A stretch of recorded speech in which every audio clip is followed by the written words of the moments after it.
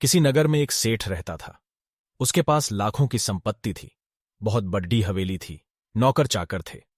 फिर भी सेठ को शांति नहीं थी। एक दिन किसी ने उसे बताया कि अमुक नगर में एक साधु रहता है। वह लोगों को ऐसी सिद्धि प्राप्त करा देता है कि उससे मनचाही चीज मिल जाती है।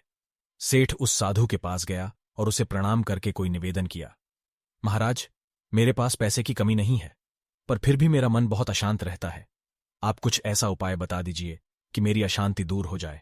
सेठ ने सोचा कि साधु बाबा उसे कोई तावीज दे देंगे या और कुछ कर देंगे जिससे उसकी इच्छा पूरी हो जाएगी, लेकिन साधु ने ऐसा कुछ भी नहीं किया। अगले दिन उसने सेठ को धूप में बिठाए रखा और स्वयं अपनी कुटिया के अंदर छाया में जाकर चैन से बैठा रह गया। गर्मी के दिन थे।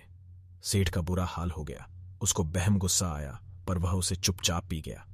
दूसरे दिन साधु ने कहा, आज तुम्हें दिन भर खाना नहीं मिलेगा। भूख के मारे दिन भर सेठ के पेट में चूहे कूदते रहे।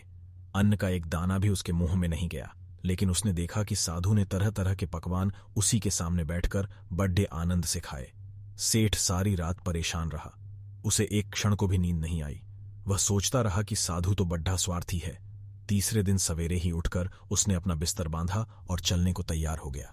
तभी साधु बाबा उसके सामने आकर खड़ेड़े हो गए और बोले, सेठ क्या हुआ? सेठ ने कहा, मैं यहां बड़ेड़ी आशा लेकर आपके पास आया था, लेकिन मुझे यहां कुछ नहीं मिला। उल्टे ऐसी मुसीबतें उठानी पड़ी डेढ़ी जो मैंने जीवन में कभी नहीं उठाई। मैं जा रहा हूं। साधु हंसकर बोले, मैंने तुझे इतना कुछ दिया, पर तूने कुछ भी नहीं लिया।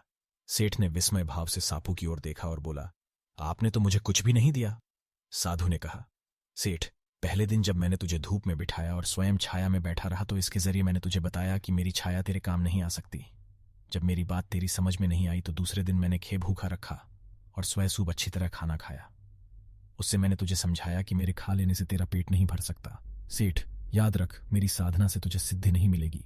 न तूने खुद अपने पुरुषार्थ से कमाया है और शांति भी तुझे अपने ही पुरुषार्थ से मिलेगी। सेठ की आंखें खुल गईं और उसे अपनी मंजिल पर पहुंचने का रास्ता मिल गया। सापू के प्रति कृतज्ञता व्यक्त करता हुआ वह घर लौट आया।